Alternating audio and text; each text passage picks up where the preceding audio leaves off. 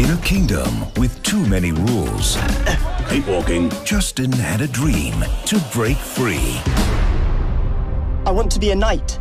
Hi, I'm Amanda Dahl, and you're watching The Fan Carpet. We're here today to talk to the cast and crew of Justin and the Knights of Valour. My involvement, you have to go back years ago, because my involvement is not only with this project, with a company called Candle Graphics that was created in the south of Spain.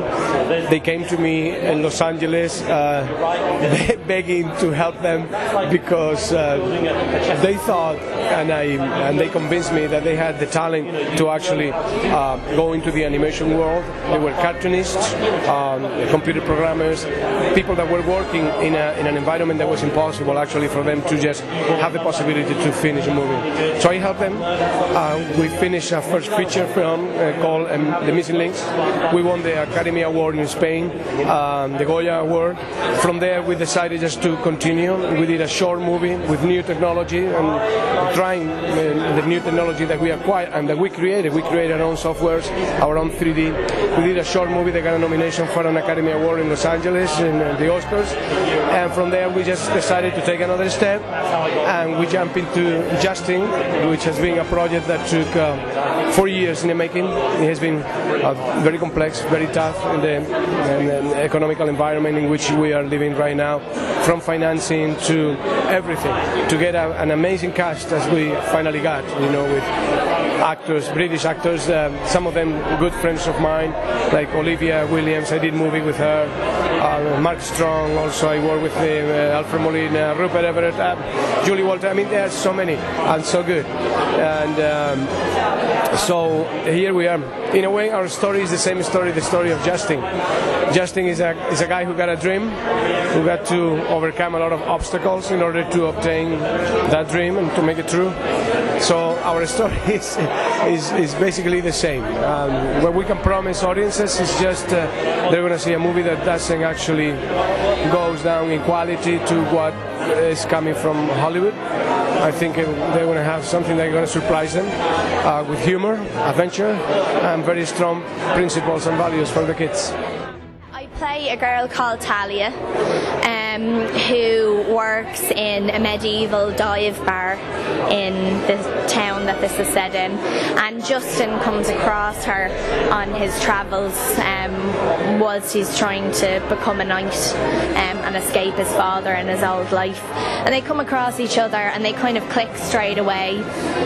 And then Justin leaves and she's kind of stuck in the bar, and then he comes back for her, and they become sidekicks and they start to work together, and they're sort of like these kindred spirits. So, but yeah, she's really feisty and kind of sticks up for Justin whenever she can. So my character is Lara.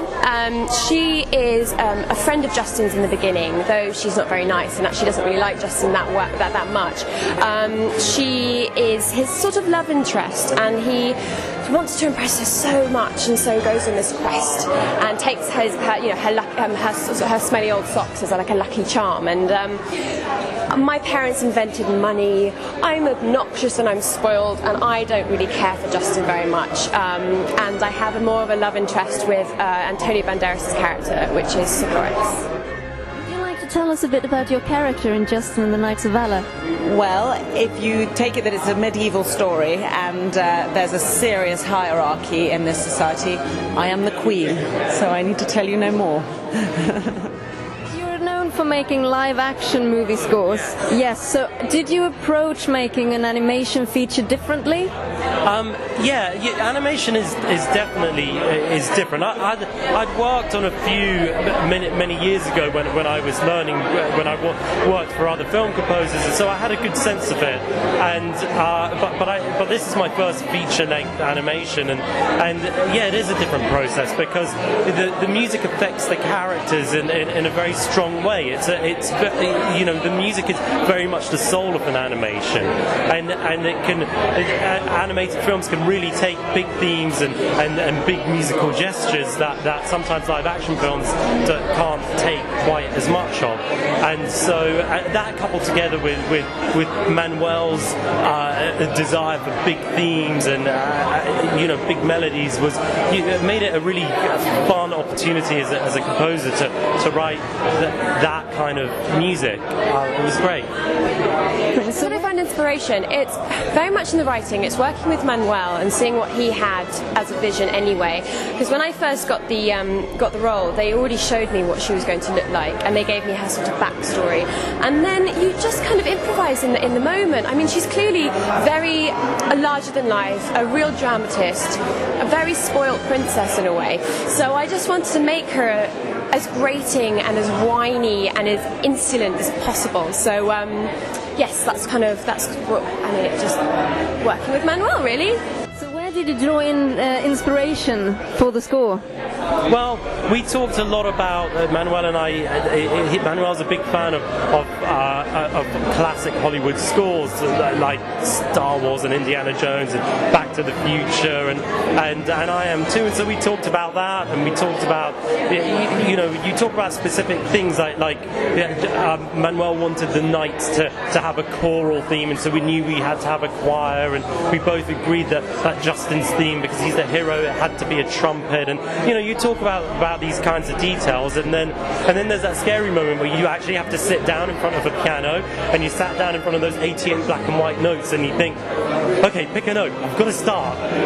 Which one do you choose? And that's terrifying. But I don't know how I do it. Every time it's scary, and every time I seem to get away with it. So. What made you become interested in joining this project? Well, I was sent a script, and Antonio's name was attached, and basically any woman would be a fool to turn one of those down. And secondly, we'd worked together before, so I had a experience working with Antonio, and we got on very well, and I wanted to work with him again. And secondly, they sent me the short film that Candle Graphics have made called The Lady and the Reaper, which you must all see. It is absolutely extraordinary and funny and sad and moving and beautiful, and that is what this film is.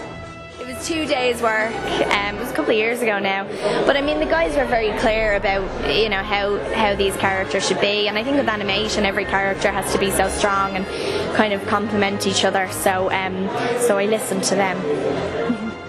Oh gosh, what am I a fan of? Food. I love travelling and animation. I'm a fan of good restaurants. I went to this restaurant in Paris that I've loved, and it happened that the last time I went, the chef who created the restaurant was there, and he's a very famous chef, and he walked around the tables and spoke to everyone at the table, and I was genuinely starstruck, more starstruck than meeting any movie star or musician. I like food. Any particular food? I don't seem to get sick of Asian food. I love Asian food. I love tea. I'm a big fan of tea. Love tea. Tea is my coffee. So if I wake up in the morning, like the other morning, didn't have time for tea, and I went out, tried to seize the day, and I couldn't do it because I didn't have 2 cups of tea first. So I'm a big fan of tea. Justin and the Knights of Valour. Creatures of flames, answer my call! Coming soon in 3D.